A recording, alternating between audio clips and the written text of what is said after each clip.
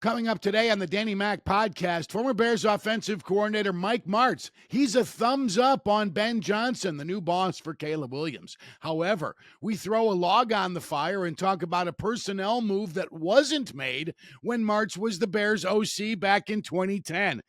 It likely costs the team a chance to get to the Super Bowl. Stick around for that.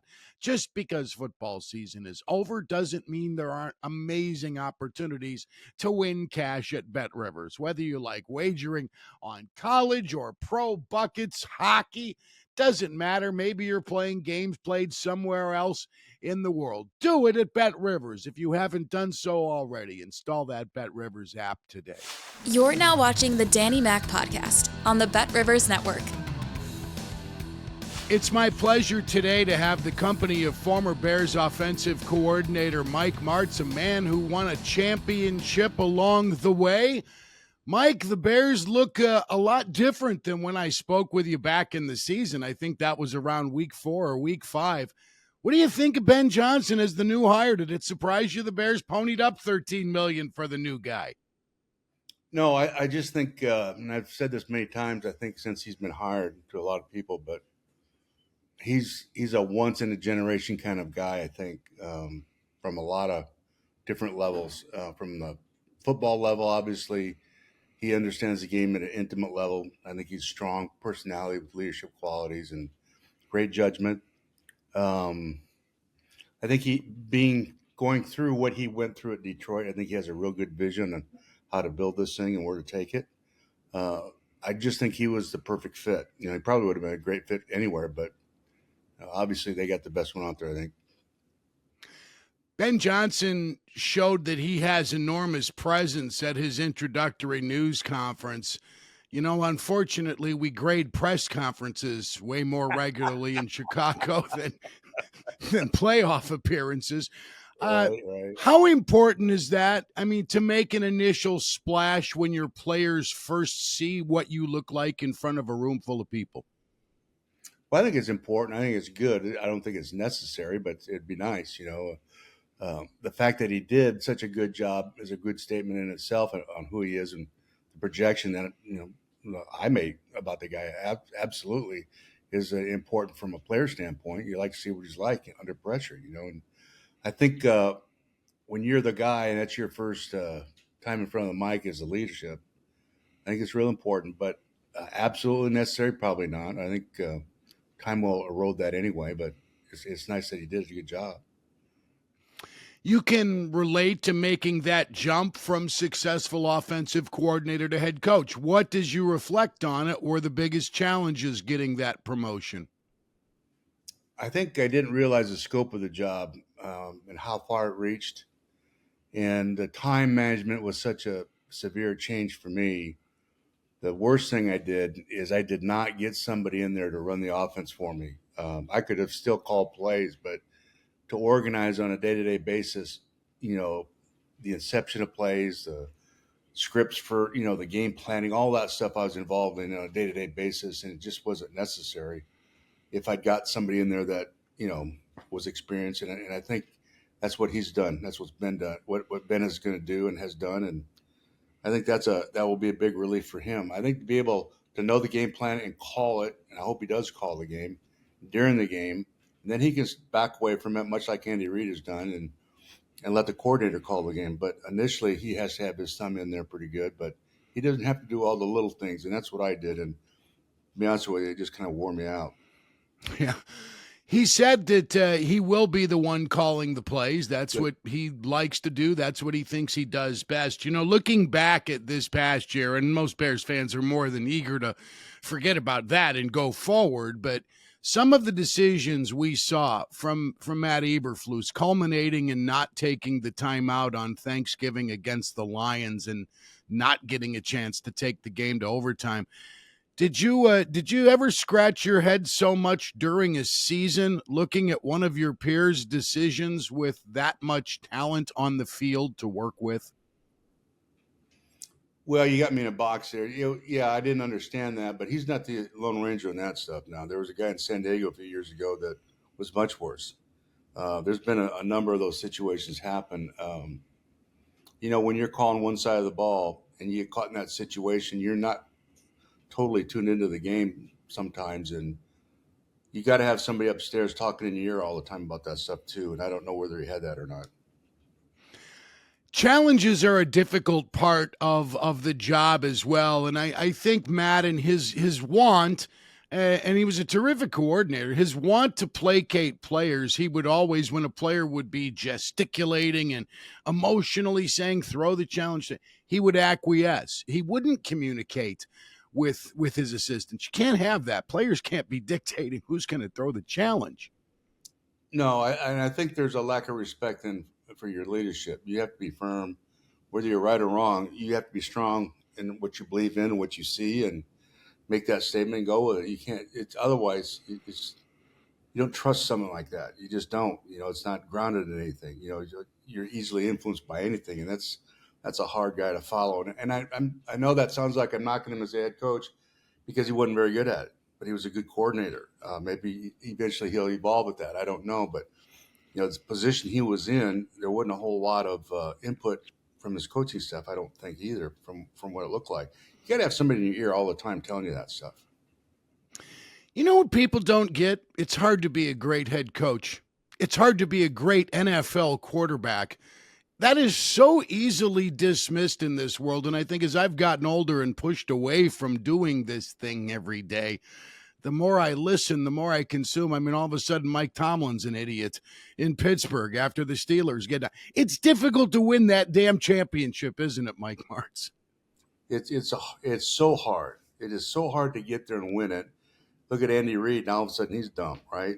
And he's as easily one of the top 2 or 3 head coaches to ever coach this game. It just doesn't make sense, but that's the game. That's the way it is. You have to be resilient and callous enough to not to listen to that stuff. And that's why you have to be strong. And this is what Ben is. This is why you got to be strong and have those convictions and stay to them and, just kind of toe the line, so to speak. And if you don't, then you're going to wave back and forth and there's no direction. You've got to set the direction for everybody. When things are really going bad, they look at 2 people. They look at the quarterback and look at the head coach. And both those guys, you got to be strong people. Mike, based on what you saw from Caleb Williams in year 1, what do you think is most essential for Ben Johnson to for Caleb and Ben to do as they grow into their new relationship, the most important marriage in Chicago? I think the first thing, Caleb's got to learn what Ben wants, number one. He has to learn that offense inside and out. You can't have, I like this, but I don't really like that stuff. No, you're all in. He's got to jump in with both feet, and I'm sure he has. I don't know what Caleb was told last year in the quarterback room or how he was taught to read or any of that stuff. I don't know. But what you do is you tell Caleb, look, I don't care where you've been or what you've done, we're at ground zero. You don't know anything about football. And that's where you start. And then at that point, he is so skilled, and he has that quick twitch, what we call it, or that ability to see and react quickly that very few guys have. He has that. Athletic, accurate, quick with the ball. Like I said before, I think Chicago finally got it right at quarterback. They really did. And now you've got this great match between these 2 guys. But Caleb's got to give himself over completely. Whatever it is, that's what he's got to do. And the discipline of what they do, he's got to stay with that, and he'll be just fine. DJ Moore and Caleb Williams established a nice connection in year number 1. Not so much with the rookie number 1 pick, also a number 1, 9th overall, Rome Odunze. Yet, it's difficult, especially in a first season. I think the expectations were pretty high, and you can relate to this with Isaac Bruce and Torrey Holt and some others who were pretty skilled ball players. And not everybody is going to get targeted 10 times and have 100 yards in receiving every week. It's a difficult thing. What did you see from Odunze that would give a Bears fan reason to be optimistic? Well, he made some special plays, big plays at opportune times. He proved that he can be relied on and a go-to guy. You have a 1 and a 2. I think that the one thing I would do before even talk about receivers or any of that stuff is, and I believe this from the bottom of my heart, is the offensive line takes precedence over everything in that club. It has to. You've got to build a terrific offensive line. Then you worry about those guys outside. Receivers really are a dime a dozen. Those are 2 really good. He's really a good player. That's great. That's fine. I'll tell you what, all you got to do is look at Kansas City in the Super Bowl. If you don't have those 2 tackles, for instance, if you're not solid in the offensive line, it doesn't make any difference who those guys are. And to me, the focal point for this club needs to be in the offensive line, the draft and the free agency. You collect the best group that you got. You got Ben Johnson, who knows how to run the ball, great offensive line coach. A great offensive line allows you to run or throw the ball, whatever you need to do to win it, and it keeps the defense off the field. That's the epicenter of football, the offensive line. Mm-hmm. Yeah, and the Bears have not been very good in that capacity for quite some time. That's another thing that's hard to get right in the draft, isn't it? Finding a tackle. Finding a tackle you can say, all right, we got this guy for 8 or 10 years here. That's no easy putt. Well, that isn't easy, but I tell you, there's only a handful of really great offensive line coaches in the league. Now, we had a great one in Jim Hannafin at the Rams. We were very fortunate. But you've got to get, the upper echelon line coaches know what to do with those guys. They can develop them just like quarterbacks, right? So you get a young line coach in there, kind of feeling his way. Things don't match all the time. So, to me, the most important hire as an assistant coach is the offensive line coach. And the most important players to start a program or a team is the offensive line. It all starts right there. I'll share those comments with Tony Wise, Dave Wanstead's former assistant. I'm sure he'll agree with you wholeheartedly. What an animated dude. What a character he was, Tony Wise. I miss having a guy like yes. Yeah, great coach. Great. Yeah, he did some things. When I spoke with you last, we didn't get into a couple of topics that are always water cooler material for the Bears. It wasn't germane to why we were talking in October, Coach, but couple of things that always get kicked around in Chicago, and we see Greg Olsen regularly, or why the Bears didn't use Greg Olsen more appropriately. And I always have submitted it's a two-way street. Yeah, Greg wanted to be, the guy with all those targets and didn't want to be the guy lined up next to the tackle. The Bears wanted him to do both, and he wouldn't get in the weight room. I think both parties were at fault. That's my read on it from a distance. Am I wrong, or was it all on you and Jerry Angelo? Did you wrong Greg Olsen at every turn? No, I love Greg Olsen was great for us. He developed into the blocker that we want him to be. There's a couple of things here. I had nothing to do with him leaving. They told me after he left. They never told me. I had nothing to do with personnel there. Absolutely zero. Otherwise, we'd have been a lot better in the offensive line. I can promise you that. No, Greg Olsen, we had to have him in there to help with the tackles. You saw what happened to Kansas City. That mess you saw in the Super Bowl would have happened every week. You saw how we started out there. And Greg just had to help out. Now, he still caught, I think, 55 balls or whatever it was. And we're in the playoffs against the Seahawks. And he has a great day, which gets him a great contract. And, he was headed up. And he was going to be very much a big part of our offense. And then he's not there. So I don't know how or why people say that. I had nothing to do with it. I've told Greg that. I didn't know he was gone until they told me he was gone. And that's just the way it is. Yeah, and I think Jerry, and I talked to Jerry this past summer, we were talking about Hester and Peppers going into the Hall of Fame, and it wasn't a part of this conversation, but I think over the years when I've talked with Jerry, he said it, he accepts culpability. I haven't had the opportunity to ever talk with Olsen about it, but I think if he were to be honest, he would have to admit he didn't have much of an interest in building more of an anchor and being more of a traditional Y tight end. Is that fair? Yeah, I think that's fair, but he was. I mean, he did those things very well once he got going and accepted the coaching of it. I mean, he did a great job with it. He wasn't as nifty in the passing game initially as we wanted him to be. As the season came on and we developed routes for him, it was great, but we're just trying to win games at that point. We're not trying to see who can get the most passes. We weren't very good. We started that, was it 2010? We were terrible. Yeah. And once we got going and progressed and got better and better, then he became more of the offense. But, when you're trying to put an offense in and you're not very good in the offensive line, we had a center and a guard, and they were really good players, but we didn't have a tackle at either side. I don't even remember their names. They were out of the league a year or two after I left there. I didn't even know who they are. And the problem with that is, what are you going? How are you going to protect Jay, who wants to hold the ball? So you got a quarterback that holds the ball. You don't have any offensive tackles. Who do you want to throw the ball to? Yeah, I'm trying to test the recesses of my brain. Number 68, Frank Omiel, is that sounds like a guy from He that might have era. had a cup of Only, coffee there. Yeah. yeah, Jamarcus Webb. Yeah, I don't Jamarcus know. Webb, I think, was a free agent or seventh round pick, and we're going to start him at left tackle. Really? At a small school, you Yeah.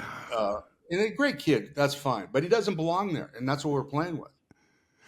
Shame And on us. backing up to your comment that you weren't in charge of personnel, had you been in charge of personnel or at least been listened to, Caleb Haney probably wouldn't have been the quarterback in the second half of the NFC Championship game because an insurance policy for Jay Cutler would have been secured, correct?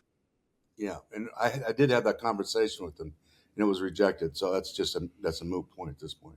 That's Mark at the Bulger? crux of it. Mark Bulger, you got that right. I went to him and said, Mark will come here for $1 million. I said, no, it's got to be base salary 880. He went to Baltimore as a backup for $4 million. What do I tell you? Who was it who said no? It seems reasonable for a backup in 2010, 2011 for $1 million. I That's the know the lowest McCass. paid back. That would have been the lowest paid veteran backup in the league at that time. He went to Really? Baltimore as a backup for $4 million. In other words, the message was, no, we're not bringing Mark here. Did the general manager even run it up the flagpole with management, or did he just say, no, I'm not interested? I wasn't in those conversations. I told him it's the only time I went to them and said, this is what I'd like to have. The whole 2 years I was there, and didn't have them that way. And it was Mark Bulger. So we got Caleb Mark Haney. I think the biggest issue there, to be honest with you, is they were concerned about that I would want to replace the quarterback with Mark. And I think that wasn't going to happen. But I'm sure that's what they saw. But Really? you have to understand, that's a unique situation there. The GM runs it. I don't know, and he's got his personnel guys. The coaches aren't involved in that stuff, and each club is different with that. You work guys out and you give them your reports on, you talk about, but that's it. You don't have any input in that stuff. Mm-hmm. Aren't most of the best general managers the ones who would never give a coach a player he wasn't going to be excited about? Yeah, I think that's accurate. I think you get together with them and talk to them about that, and I think that's what all those personnel meetings are about in the springtime. And in free agency, that's what you do. Jerry's a real good GM, but that's just not the structure there. The president wasn't like that. I mean, all that whole thing had a different way of going about it, and 32 teams have 32 different ways of doing it. Mm-hmm. Was the budget, Mike, while we're on it, was the budget disproportionately swung in favor of defensive players during your time here? I mean, that's a moot point. Of course it was. It was like 85% or 80%, whatever it was on defense. I mean, look it up. I think it's 80%, to be honest with you. And of the rest of it was the Cutler got a lot of that. So what do you got? I mean, what do you have? But that's okay. I knew that, and I accepted that, and that's okay. And that's what we got. You march on, do the best you can with. I knew that. I'm not complaining about that. I understand that. But when you have a chance to do something to help you over there, by golly, you should do it. Yeah. Mike, I'm sorry I got you riled up. You're on vacation. It's San Diego. You're supposed to be relaxing, enjoying the sun, and I'm bringing up crummy topics. I'm getting you riled up. No, hey, people, they think they know what happened. They don't, and they should know. Yeah, well, it's always good to get the truth. That's why I like to ask questions. Yeah, the defense got all the money, Cuddy got all the money, and Johnny Knox took whatever he could. And all you got to do is look at the numbers. They're out there for everybody to read. The weird thing is nobody ever talks about how I don't hear it often discussed, how the money is spent. Everybody talks about how much salary cap there is, how much room each team has during the offseason. But I don't hear discussion very often about the proportions of it. And when teams overweigh it defensively like they did, I don't know how they expect you to win. Well, here's the deal. We're in the NFC Championship game with a chance to go to the Super Bowl, right? With those numbers. So, like I said, I took that job knowing full well that was the situation. That didn't bother me. You just coach the guys you got. Once you go through that door, you don't care what anybody makes in the room of the players. That's meaningless. You just go coach them. But you asked the question, I told you what it was. But I'm not complaining about it. I took the job and knew that. Mike, we have a new champion, the Philadelphia Eagles, a team that succeeded this year primarily because of the way it ran the football. And as a guy who loves 70s football, I have to enjoy that. The game wasn't much, but I think the Eagles certainly make for a great champion. How about you? No question. They were solid all throughout. They didn't have to rely on one particular area to win. They ran the ball pretty well in that game, not as well as they had been, but they ran well enough that the defense had to go one-on-one on those outside guys, and that's where you make your plays. I mean, defensively, they were stout throughout the game until the very end there, where they gave up some, deep plays, meaningless touchdowns. But, that's as solid and well-rounded football team as I've seen for a long time. And look at the offensive line and the running back, and that's what the Bears got to do. And right now you make which team the favorite in the NFC North in 2025? Detroit, probably. They're still going to be really good. And Danny played for me. I mean, I'm always going to pick Detroit. So I'm a big Danny Campbell fan. So it's no matter. It could be Superman, 11 Superman on the other side. Danny's going to win that game as far as I'm concerned. So. Mike, thanks a bunch for the time. Always enjoy it. Take care. That's Mike Martz, the former Bears offensive coordinator. Always fun talking with him. I want to thank Randy Merkin, who gets us all of our A-listers on this podcast. Sam Michael is the executive producer of the Danny Mac podcast. Adam Delavitt runs the show for the Bet Rivers Podcast Network, assisted capably by Troy Mocker and Alex Pastor. Have a great weekend. I'm Dan McNeil.